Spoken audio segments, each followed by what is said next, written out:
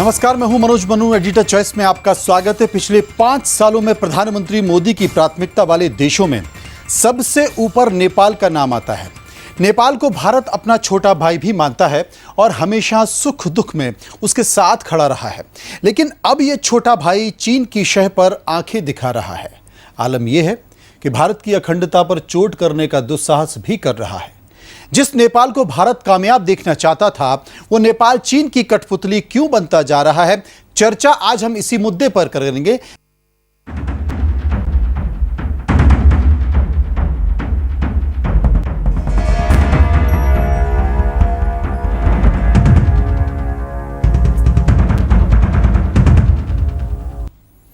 रोटी बेटी के रिश्ते में दरार। भारत के साथ सीमा विवाद के बीच नेपाल द्वारा अपना नया नक्शा जारी करने से विवाद खड़ा हो गया है। इस नक्शे में लिपुलेख, कालापानी और लिम्पियाधुरा को नेपाली क्षेत्र में दर्शाया गया है। इस बीच नेपाल के प्रधानमंत्री केपी शर्मा ओली ने नेपाली संसद में एक सांसद द्वारा सवाल पूछे जाने पर इस दावे को एक बार फिर से दोहराया है कि वो लिपुलेख, कालापानी और लिम्पियाधुरा को भारत से वापस लाने के लिए कूटनीतिक प्रयास करते रहेंगे। केपी शर्मा ने कहा है कि जिम्मेदार सरकार के मुखिया के तौर पर वो नेपाल के सदन को बताना चाहते हैं कि इस मुद्दे को किसी भी हालत में छोड़ा नहीं जाएगा और ये इलाके भारत से लेकर रहेंगे। ओली ने आरोप लगाया है कि नेपाल में जो संक्रमण फैला है वो चीन और इटली के मुकाबले भारत से ज्यादा फैला है। शायद ओली ये भूल गए हैं कि भारत ही है जिसने नेपाल को हाल ही में 23 टन जरूरी दवाएं भेजी हैं। उसमें 3.2 लाख पैरासिटामॉल और 2.5 लाख हाइड्रोक्लोरोक्वीन शामिल है। इतनी ही नहीं, भारत में रह रही नेपाली मूल की अभिनेत्री मनीषा कोइराला ने नेपाल सरकार द्वारा जारी किए गए नक्शे का समर्थन किया है, जिसके बाद उनके भारतीय फैंस उनसे नाराज हैं। वहीं इन सब बातों के बीच तमाम तरह बात भी चल रही है, लेकिन दरअसल नेपाल की इस चाल के पीछे चीन है। भारत और नेपाल के रिश्ते रोटी बेटी के रहे हैं। अब से नहीं बल्कि बरसों से 1816 में सिगोली समझौते में यह तय हुआ था कि दोनों देशों के काली नदी सीमा का काम करेंगे, लेकिन दोनों देश अपने अपने नक्शे में विवादित क्षेत्रों को दिखाते रहे हैं। लेकिन अब सीमा सड़क संगठन ने इस इलाके में सड़क बनाई तो विवाद फिर उठ खड़ा हुआ। मौजूदा माहौल में नेपाल की सरकार पर न सिर्फ चीन का दबाव है, बल्कि नेपाल का युवा वर्ग भी चाहता है कि नेपाल चीन के साथ जाए। इस वजह से दोनों देशों के बीच फासले बढ़ रहे हैं। चीन की रणनीति है कि नेपाल और पाकिस्तान सीमा पर भी अपनी कूटनीतिक मौजूदगी बढ़ाई जाए ताकि भारत पर दबाव बनाया जा सके। चीन की शय पर नेपाल लिपुलेख पर अपना अधिकार बता रहा है। चीन चाहता है कि इकोनॉमिक कॉरिडोर में जिस तरह उसने पाकिस्तान को साथ लिया है, नेपाल भी उसके साथ आए। नेपाल के बदले मिजाज ने प्रधानमंत्री मोदी की नेबरहुड फर्स्ट की रणनीति पर भी सवाल निशान लगा दिए हैं। प्रधानमंत्री मोदी साल 2014 से अब तक नेपाल का 4 बार दौरा कर चुके हैं, जबकि 4 बार नेपाल के प्रधानमंत्री भारत भी आ चुके हैं। लेकिन लगातार विवाद बढ़ रहा है और नेपाल भारत को आंखें दिखा रहा है। इस पर विस्तार से चर्चा करेंगे। चर्चा के लिए हमारे साथ जुड़ गए हैं रंजीत रे, जो कि नेपाल में भारत के पूर्व राजदूत रहे हैं। उनसे हम बात करेंगे, समझने की कोशिश करेंगे। इसके साथ साथ पंकज दास नेपाल के पत्रकार हैं, वो इस वक्त सीधे नेपाल से हमारे साथ जुड़ गए हैं। प्रोफेसर SD मुनि हैं, विदेश नीति के जानकार हैं, उनसे भी समझने की कोशिश करेंगे। लेकिन सबसे पहले हम बात करेंगे रंजीत रे साहब से। रंजीत साहब, मैं आपसे एक चीज़ जानना चाहता हूं, क्योंकि ये खबर तो आप समझ ही गए होंगे कि हम चर्चा किस बात पर कर रहे हैं, क्योंकि भारत की रणनीति अब तक ये रही है कि कम से कम उसके जितने भी पड़ोसी देश हैं उनसे बेहतर संबंध रहे हों, क्योंकि चाइना और पाकिस्तान दोनों किस तरीके से लगातार आंख मिचोली का खेल खेलता रहा है। नेपाल के बारे में ये कहा जाता रहा है कि वो छोटा भाई हमेशा के तौर पर देखा जाता रहा है और रोटी बेटी के रिश्ते यानी कि एक बहुत घनिष्ठता नेपाल और भारत के बीच रही है। लेकिन अब जो तस्वीरें निकल कर आ रही हैं, अब जो घटनाएं हम देखने में आ रहे हैं, इसे किस रूप में देखें? क्या पाकिस्तान नेपाल का इस्तेमाल कर रहा है कठपुतली की तरह, और आने वाले समय में यह कितना खतरनाक हो सकता है? देखिए, मैं 2 चीजें कहना चाहूंगा। सबसे पहले तो भारत और नेपाल के संबंध बहुत प्रगाढ़ हैं, जैसे आपने कहा, और ये संबंध जो हमारे दोनों देश के बीच में है, ये जन स्तर के संबंध हैं। ये केवल सरकारों के बीच के संबंध नहीं है जी। पहला तो ये पॉइंट है। दूसरा पॉइंट है कि क्योंकि हमारे इतने प्रगाढ़ संबंध हैं तो कुछ ना कुछ कठिनाइयाँ आती हैं, कुछ मतभेद होते हैं। अब ये सीमा का जो इशू है ये काफ़ी विवादित मुद्दा है और ये आज का नहीं है, ये कई दशकों से ये मुद्दा चल रहा है। तो इस तरह के मुद्दे को सुलझाने के लिए वार्ता ही एक ऑप्शन है। तो मुझे तो लगता है कि वार्ता ही से इस तरह के इश्यूज जो हैं वो सॉल्व होंगे। तीसरा, जहाँ तक चीन का सवाल है, मुझे लगता है कि पिछले कुछ दिनों में, कुछ महीनों में, 1-2 साल में चीन का प्रभाव नेपाल में काफ़ी बढ़ता जा रहा है। और ये न केवल कनेक्टिविटी प्रोजेक्ट्स या उनके इन्वेस्टमेंट से है, पर आजकल चीन जो है नेपाल के अंदरूनी मामलों में काफ़ी हस्तक्षेप भी कर रहा है।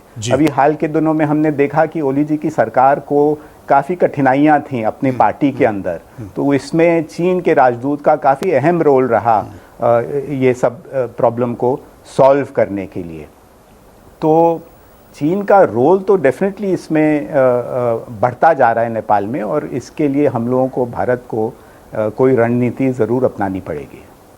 लेकिन जिस तरीके से नेपाली प्रधानमंत्री संसद में बोले हैं कि इस मामले को छोड़ा नहीं जाएगा, हर हाल में इसे इस बार नेपाल अपना कर रहेगा और इन इलाकों को वो अपने संविधान में शामिल करेगा तमाम सारी चीज़ों के साथ। देखिए, जब भी नेपाल में कुछ कठिनाइयाँ होती हैं, उनकी अंदरूनी डिफ़िकल्टीज़ होती हैं जी, तो वहाँ की जो खासतौर जो कम्युनिस्ट पार्टीज़ हैं वो भारत विरोधी राष्ट्रवाद का नारा देते हैं जी, और अपनी जो डोमेस्टिक प्रॉब्लम है उसको डाइवर्ट करने का प्रयास करते हैं। तो ये दो चीज़ें हैं, एक तो ये भारत विरोधी राष्ट्रवाद का नारा, तो आपने देखा होगा हमारे नेताओं के पुतले जलते हैं, एम्बेसी के बाहर धरने होते हैं, घेराव होता है। और दूसरा ये होता है कि जब भारत से कुछ प्रॉब्लम होती है तो नेपाल का रुझान या झुकाव या चीन की तरफ हो जाता है, चीन से सहायता मांगता है। पर जैसे कि मैंने कहा कि आज की तारीख में काफ़ी हद तक हमें लग रहा है कि चीन का रोल, इन्फ्लुएंस नेपाल में बढ़ता जा रहा है। वाकई बढ़ता जा रहा है, और अगर बढ़ रहा है तो इसके पीछे किसकी मंशा है, किसकी नज़र खराब हो सकती है? स्वाभाविक तौर पर चीन की। पंकज दास हमारे साथ जुड़ गए हैं, जो कि नेपाल से पत्रकार हैं, उनसे हम समझने की कोशिश करेंगे। पंकज, पुष्प कमल दहल जो कि संगठन देखते हैं, प्रधानमंत्री ओली की उनसे बन नहीं रही है, और जब सत्ता और संगठन की नहीं बनती है तो बहुत सारी चीजें जो निकल कर आती हैं। क्या हम इन सब के पीछे यही खेल देखें?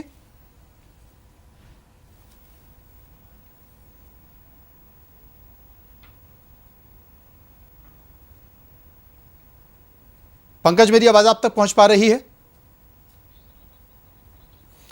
लगता है कि पंकज तक मेरी आवाज नहीं पहुंच पा रही है, लेकिन मैं एक घटनाक्रम आपको यह भी बता दूं कि नेपाल में इस वक्त जो सरकार है उस सरकार के प्रधानमंत्री हैं केपी शर्मा ओली, और वहां जो संगठन है वो संगठन है पुष्प कमल दहल के बीच में। माओवादियों की सरकार है, कम्युनिस्ट पार्टी का बोलाबाल यहां पर मौजूद है, लेकिन इन सब के बीच, दोनों के बीच तनातनी बनी हुई है, दोनों के बीच नाराजगी की खबर आ रही है, और दो एक ही पार्टी की सरकार है वहां पर, सत्ता में भी वही है, संगठन में भी वही है, लेकिन इन दोनों चेहरों के बीच, इन दोनों नेताओं के बीच 36 का आंकड़ा है।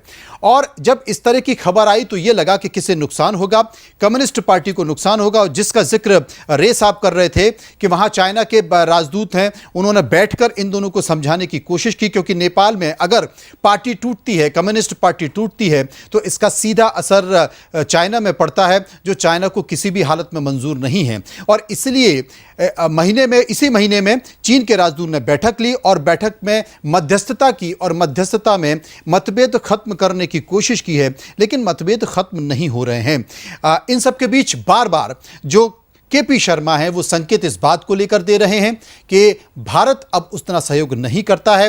क्या ये एक कूटनीति है? कूटनीति इस बात को लेकर है कि चाइना जिस तरीके से पैसा खर्च कर रहा है, चाइना जिस तरीके से नेपाल की इकोनॉमी में पैसा लगा रहा है, क्या एक कूटनीति के तहत सिर्फ भारत को आंखें दिखाने की कोशिश की जा रही है? लेकिन जो रिश्ता है भारत के साथ, क्या नेपाल उस रिश्ते को भुला सकता है? यह भी अपने आप में बड़ा सवाल है। रे साहब मेरे साथ मौजूद हैं, एक सवाल मैं रे साहब से भी पूछूंगा। रे साहब, देश के प्रधानमंत्री नरेंद्र मोदी की जो रणनीति है वो नेवर फर्स्ट की रणनीति रही है। ऐसे में क्या आपको लगता है कि भारत की जो रणनीति है, कूटनीति है, उस पर कोई असर पड़ सकता है?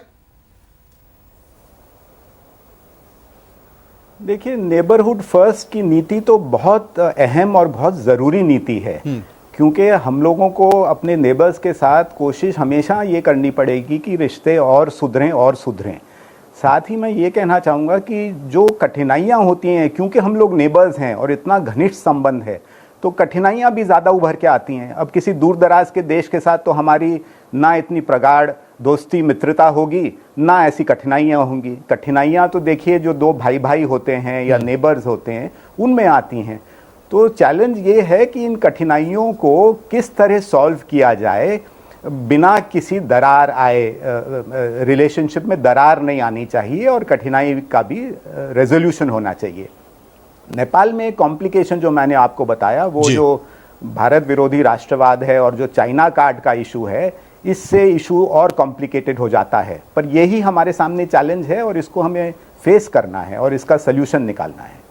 ये हमारे सामने चुनौती है और इसका सॉल्यूशन निकालने की कोशिश की जानी चाहिए। लेकिन एक सवाल और है कि अगर नेपाल इस तरीके से बयान दे रहा है, क्योंकि कोविड-19 को लेकर भी बयान वहां से निकल कर आया और वो बयान कुछ इस तरीके से था कि नेपाल में जो लोग कोरोना संक्रमित हुए हैं, उन कोरोना संक्रमित लोगों में इटली और चाइना से जितना ज़्यादा असर नेपाल के लोगों पर नहीं देखा गया है, उतना ज़्यादा असर भारत से जो संक्रमण वहां पर फैला है उसका देखा गया है। और ये आरोप किसी और ने नहीं बल्कि नेपाल के सरकार के द्वारा लगाए गए हैं। लेकिन शायद नेपाल ये भूल जाता है कि भारत ने आपकी अब तक कितनी मदद की है। एक बार मैं आपको यह बताता हूं कि आखिर चाइना कितना निवेश कर रहा है। अगर आप देखें टीवी स्क्रीन पर तो आपको ग्राफिक साफ तौर पर नजर आता है कि 2015-16 में चीन ने नेपाल में 404 करोड़ का निवेश किया, 2016-17 में चीन ने नेपाल में 540 करोड़ का निवेश किया, 2017-18 में चीन ने नेपाल में 3032 करोड़ रुपए का निवेश किया। तो क्या यह सिर्फ कारण है कि चीन वन बेल्ट वन रोड के तहत नेपाल में 56,820 करोड़ की लागत से रेल लिंक भी बनाने जा रहा है? और क्या अगर ये रेल लिंक बना रहा है तो इसके संकेत किस तरीके से हैं, ये भी आपको समझना पड़ेगा। विदेश मामलों के जानकार एसडी मुनि साहब हमारे साथ जुड़ गए हैं। मुनि साहब, कैसे देखें हम वर्तमान परिस्थितियों में जो तस्वीर हम देखी जा रही है, क्योंकि भारत की सीमाएं बहुत संवेदनशील हैं, पाकिस्तान से लगातार हम जूझ रहे हैं, चाइना की स्थिति आप देख ही रहे हैं कि क्या है, लेकिन इन सब के बीच नेपाल एक सुरक्षा कवच भी है भारत के लिए। और वहां के जो राजनीतिक घटनाक्रम, वहां के बयानों को हम देखें, चाइना का लगातार नेपाल में जिस तरीके से दखल है उसको हम देखें, क्या कहेंगे आप? देखिए, हालत जो अभी है वो बहुत अच्छी नहीं है हमारे लिए, और खास तौर से ऐसे वक्त में नेपाल का हमसे नाराज होना और इस तरह के मुद्दे उठाना जिनका कोई बहुत विशेष आधार नहीं है, जो बातचीत से हल किए जाने चाहिए, और हम मान भी चुके हैं कि हम बातचीत से हल करेंगे, उनका राजनीतिकरण करना न नेपाल के लॉन्ग टर्म हित में है न हमारे लॉन्ग टर्म हित में है।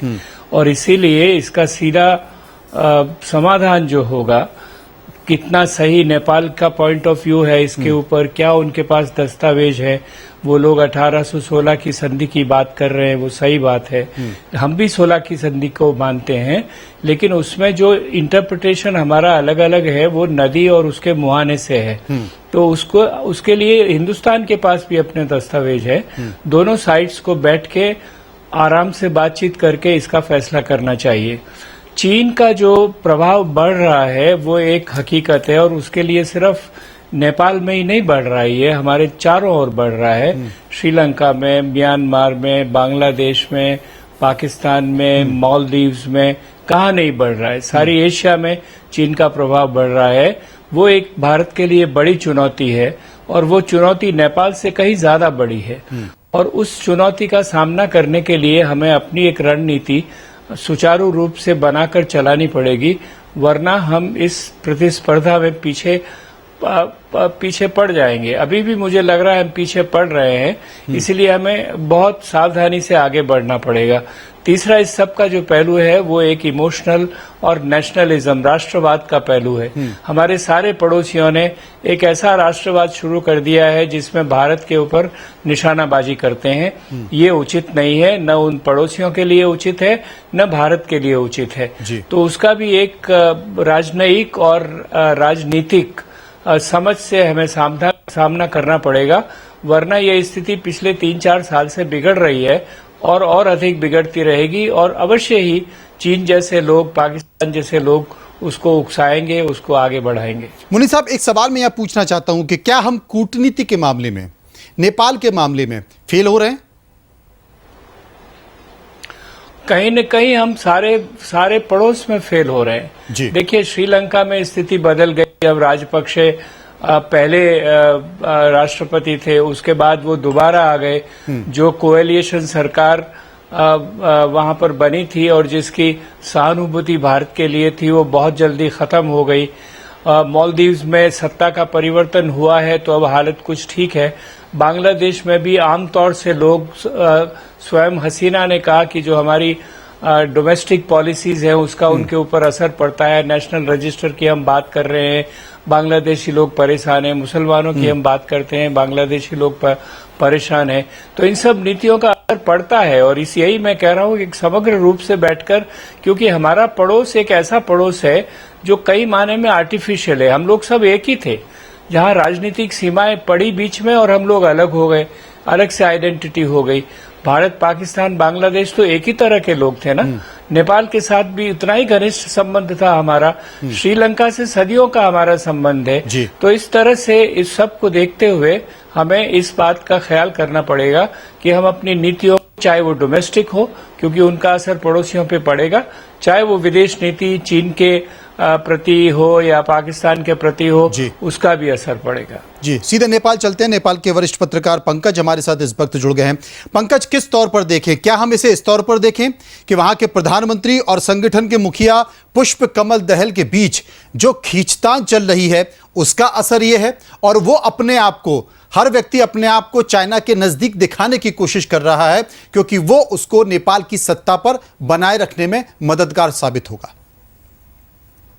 जी बिल्कुल, आपने बिल्कुल सही पॉइंट पकड़ा है कि यहाँ पे जो आंतरिक द्वंद्व है नेपाल कम्युनिस्ट पार्टी के बीच में, कि कोई भी यहाँ पे जो सरकार बनी है वो पूरे 5 साल तक नहीं टिक पाया है। तो अभी भी जो ये सरकार, इनको बहुमत तो है, लेकिन क्या है कि इनके आंतरिक जो खींचतान है, आपसी जो इनमें गुटबाजी इतना हावी है, तो उसको लेकर पूरी तरह से अभी घेरे में आ गए हैं और उनकी सरकार कभी भी गिर सकती है यहाँ पे।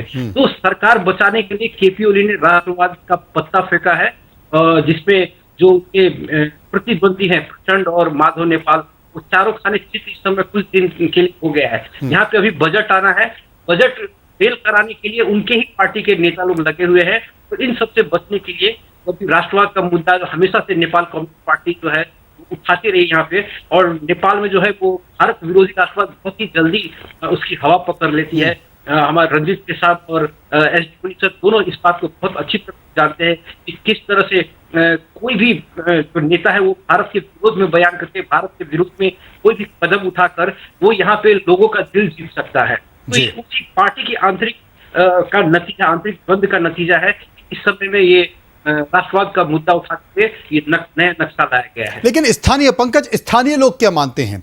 क्योंकि नेपाल के लोगों की भारत के साथ एक सहानुभूति है, एक दिल का रिश्ता है, और वो अपने आप को एक अलग राष्ट्र का नहीं मानते हैं। वो ये मानते हैं कि भारत मतलब अपना। तो स्थानीय लोग क्या मानते हैं? सरकार का ये कदम, सरकार का ये बयान आखिर किस तौर पर है वहां के लोगों के लिए? सरकार का जो कदम है वो दो तरीके से यहाँ लोग ले रहे हैं। काठमांडू में जो रहने वाले लोग हैं, वहाँ की जो मीडिया है, वहाँ के जो बुद्धिजीवी पत्रकार है, उनका नजरिया बिल्कुल अलग है। लेकिन ग्राउंड रियलिटी जो है, जो यहाँ का तराई मधेश एरिया है और बाकी काठमांडू के अलावा जो बाहर के जो भी लोग हैं, उनका नजरिया बिल्कुल अलग। वो चाहते कि भारत के साथ से हमारे संबंध है वो बना रहे। सरकार कूटनीतिक तरीके से किसी भी मसले को हल करे, लेकिन जो काठमांडू में कॉकस बैठा हुआ जो एंटी इंडियन पूरा प्रोपेगेंडा फैलाते हैं और एंटी इंडियन सेंटिमेंट बजा के वो अपनी दुकानदारी चलाते हैं और सरकार को प्रभावित करते हैं, ऐसे लोगों का प्रभाव इस सरकार को भी बहुत ज्यादा है। तो इसलिए भी राजधानी है, सब सारा पावर सेंटर लिफ्ट है, तो इस वजह से उनका ज्यादा चलता है। लेकिन ग्राउंड रियलिटी बिल्कुल अलग है। जो तराई मधेश के लोग हैं, जो भारत से इकट्ठे हुए जो लोग रहते हैं यहाँ पे, मधेसी पीपल है, उनके लिए बहुत ही वो जानते हैं इस बात को कि नेपाल सरकार है वो जानबूझ के इस मामले को अभी ला रही है। कोरोना के मामले में भी सरकार बिल्कुल असफल है। ठीक ढंग से क्वारंटाइन में लोगों को नहीं रखा जा रहा है, उनका उपचार नहीं होने के कारण लोगों की जानें जा रही हैं। इन सब असफलताओं को भी छुपाने के लिए सरकार ने ये कदम उठाया है। सत्ता में कदम उठाया। रे साहब हमारे साथ मौजूद है। रे साहब, मैं आपसे एक बात ये जानना चाहता हूं, क्योंकि हर देश अपनी अपनी कूटनीति के लिए दूसरे देश में दखल रखता है और उस तरीके से उसको घुमाने की कोशिश भी करता है। क्या भारत भी इस चाल को, चाइना की इस चाल को नेपाल में फ्लॉप करने के लिए कोई रणनीति, कोई कूटनीति बना रहा होगा, उस पर काम भी कर रहा होगा? बिल्कुल, ये तो बहुत ज़रूरी है। देखिए, ये तो डिप्लोमेसी का यही काम है कि किस तरह हम अपने मित्रता, हमारा कनेक्शन, रिलेशनशिप, उसको और मजबूत कैसे की जाए। और एक ये फैक्टर चीन का तो डेफिनेटली है नेपाल में। तो मुझे लगता है कि ये एक प्रायोरिटी इशू है कि किस तरह इस चैलेंज को फेस किया जाए। और एक बात मैं ये कहना चाहता हूँ कि भारत का जो एंगेजमेंट है नेपाल में, वो हर तबके के साथ है, हर पॉलिटिकल पार्टी के साथ है, सिविल सोसाइटी के साथ है, मीडिया के साथ है। और ये हमारा जो एंगेजमेंट है, इसको और मजबूत करना पड़ेगा। यूथ के साथ, युवा के साथ बहुत ज़रूरी है, क्योंकि युवा वर्ग में मुझे बताया गया है कि काफ़ी अब ये भारत विरोधी भावनाएं जागी हैं। जी। तो मुझे लगता है कि काफ़ी हमें चैलेंजेस हैं और बिल्कुल इसको कूटनीतिक रणनीति बना के ही इनका समाधान करना। जी मुनि साहब, राष्ट्रवाद का आपने जिक्र किया, क्योंकि भारत में भी जो युवा है वो अब राष्ट्रवाद को बहुत चरम पर देखता है और उसका असर भी संसद से लेकर सड़क तक हम देखते हैं, सरकारों तक देखते हैं। क्या यही एक कारण है कि भारत को लेकर जो भावनाएं वहां पर पनप रही हैं, जो भारत के लिए नुकसान हो सकती है नेपाल में? देखिए, दुर्भाग्य की बात है कि जो पड़ोस में राष्ट्रवाद है वो भारत विमुख हो गया है, भारत के खिलाफ हो गया है, जिसको हम लोग एंटी इंडियनिज्म कह सकते हैं। उसमें मैं मानता हूं कि काफी हद तक हमारी कूटनीति की और राजनीति की कमियां भी है, लेकिन उसके साथ ही साथ जो सबसे बड़ा प्रश्न है कि वहां का जो नौजवान है उसकी अपनी एस्पिरेशंस हैं, उसकी अपनी भावनाएं हैं, आकांक्षाएं हैं, महत्वाकांक्षाएं हैं। और जब तक वो ये नहीं समझ पाता कि उन महत्वाकांक्षाओं को पूरा करने के लिए भारत आगे आएगा और भारत उसकी मदद करेगा, उसे भारत से कोई लेना देना नहीं। देखिए, हम लोग लंबी बात करते हैं, रोटी बेटी की बात करते हैं, हम लोग संस्कृति की बात करते हैं, हिंदू धर्म की बात करते हैं, जो लैंग्वेज की बात करते हैं। ये सब बातें बेमानी हैं कुछ हद के बाद में, क्योंकि जब तक रोजाना के काम को या भविष्य के आकांक्षाओं को पूरा करने में अगर ये पुराने संस्कार काम नहीं आते हैं तो उनकी वैल्यू कम हो जाती है। तो हमें ये कोशिश करनी पड़ेगी जिससे कि वाकई एक जनता के स्तर पर, रंजीत ने अभी कहा कि हम सभी लेवल पे इंटरैक्ट करते हैं, तो सभी लेवल पे इंटरैक्ट करते हैं तो सभी लेवल पे हमारे खिलाफ तो नहीं होने चाहिए ना। कुछ लोग आज ऐसे होने चाहिए जो खड़े होकर कहें कि हमें भारत के साथ खड़ा रहना है नहीं। ये इसमें हमारी कमजोरी है। और जो राष्ट्रवाद सारी जगह बढ़ रहा है, एक आपने ठीक कहा, भारत में भी बढ़ रहा है, नेपाल में भी बढ़ रहा है, और उसका हम प्रत्यक्ष रूप से अनुभव कर रहे हैं। जी बिल्कुल। और राष्ट्रवाद का असर ये है कि भारत में ही रह रही फिल्म अभिनेत्री मनीषा कोइराला ने भी नेपाल सरकार के इस फैसले का समर्थन किया है। कुल मिलाकर देश के पूर्व प्रधानमंत्री अटल बिहारी वाजपेयी ने भी कहा था कि आप दोस्त तो बदल सकते हैं लेकिन पड़ोसी नहीं बदल सकते, और तब जबकि वो आपकी सीमाओं पर बहुत महत्वपूर्ण स्थान रखते हैं, लेकिन इन सब के बावजूद भी नेपाल के युवा धीरे धीरे भारत के खिलाफ होते जा रहे हैं। क्या हमारी कूटनीति में कोई कमी है, या इन सब के अलावा चाइना लगातार हावी होता जा रहा है? देश की उन सीमाओं पर बड़ी सीमा है जिस पर नज़र गड़ाए हुए, इन बातों को समझना होगा, सोचना होगा, और उसके बाद सरकार को गंभीरता से लेना होगा। बहुत बहुत शुक्रिया करेंगे रे साहब का, शुक्रिया करेंगे मुनि साहब का, शुक्रिया करेंगे पंकज भाई का जो नेपाल से हमारे साथ बने हुए थे। फिलहाल एडिटर चॉइस में मेरे साथ इतना ही। बाकी खबरों के लिए आप चलते रहिए सारा समय के साथ। सारा